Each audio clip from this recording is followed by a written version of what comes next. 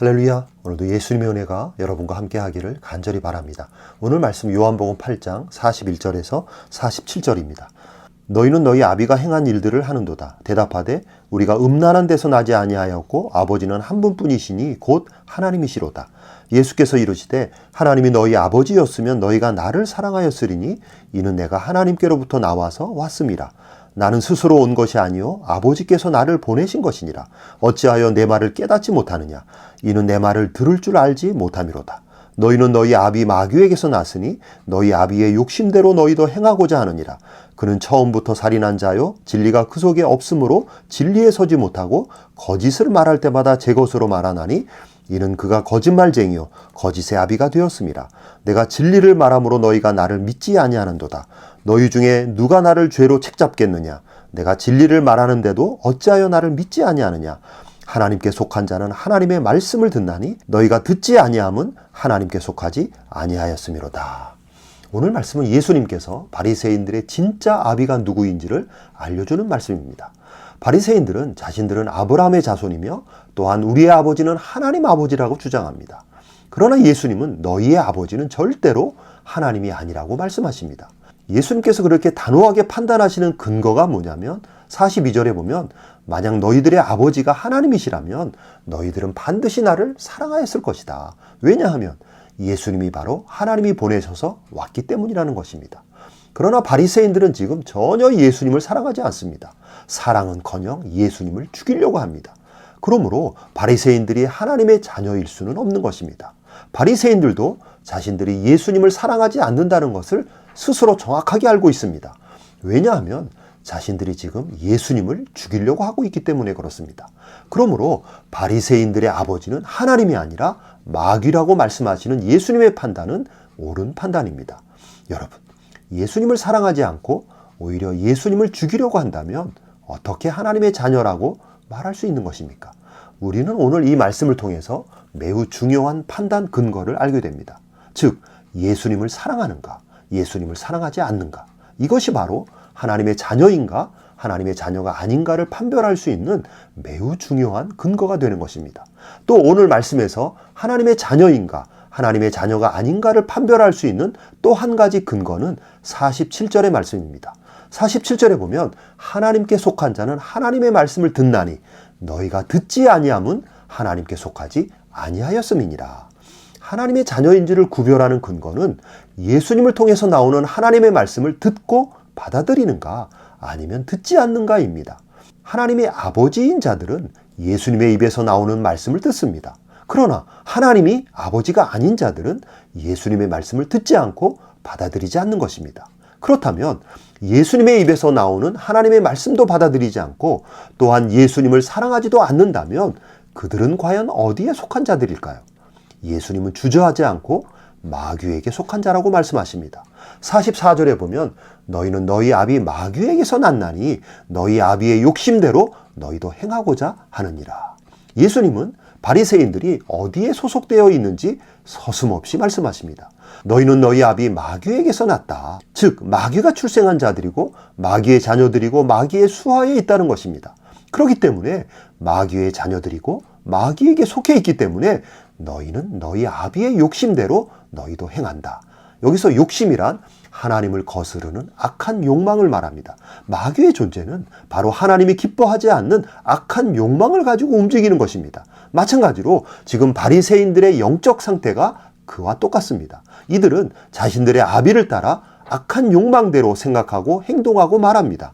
그 안에 악한 욕망으로 가득 차 있는 것입니다.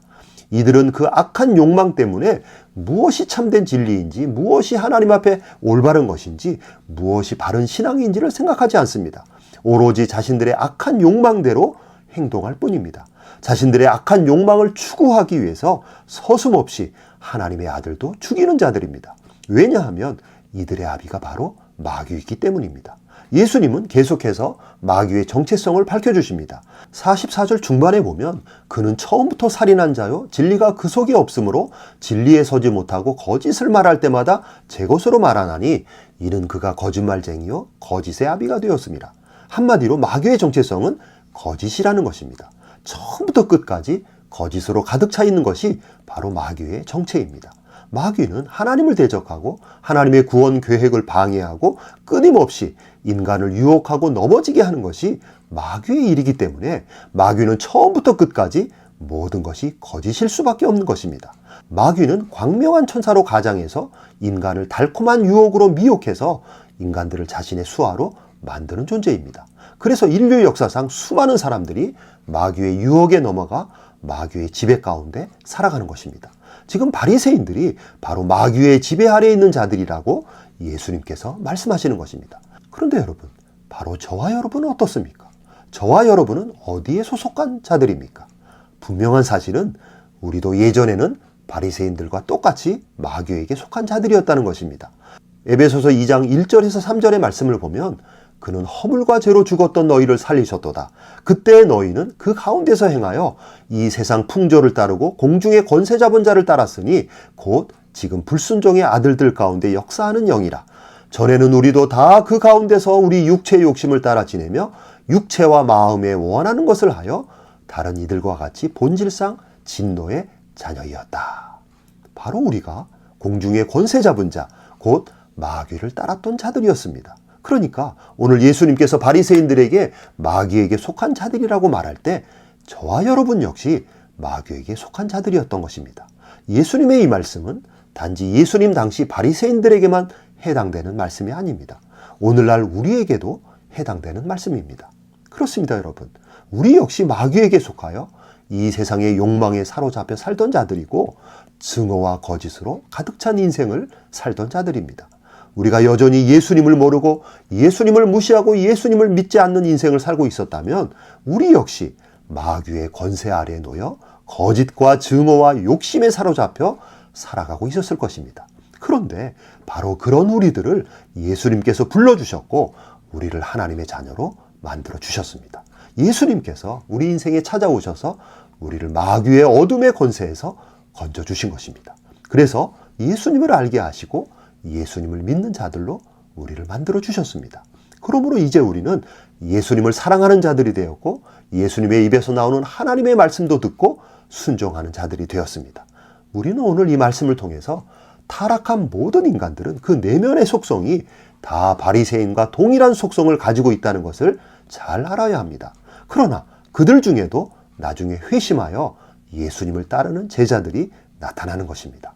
그러니까 끝까지 바리새인과 같은 모습으로 살다가 하나님의 심판을 받을 것인지 아니면 바리새인의 인생길에서 돌이켜 예수님의 말씀을 받아들이고 예수님을 사랑하는 인생으로 바뀔 것인지 둘 중에 하나로 나누어지게 되는 것입니다.